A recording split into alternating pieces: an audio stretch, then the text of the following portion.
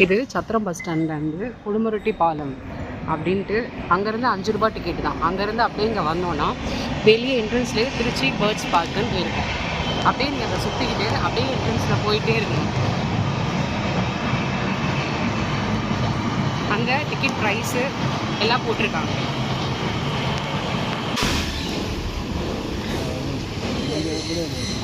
இங்கே பாருங்கள் கையில் கொடுக்குறத.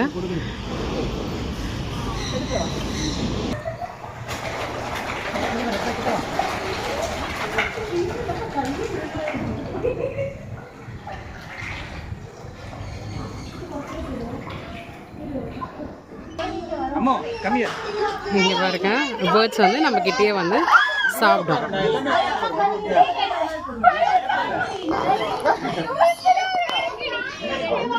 அங்கே பாருங்க.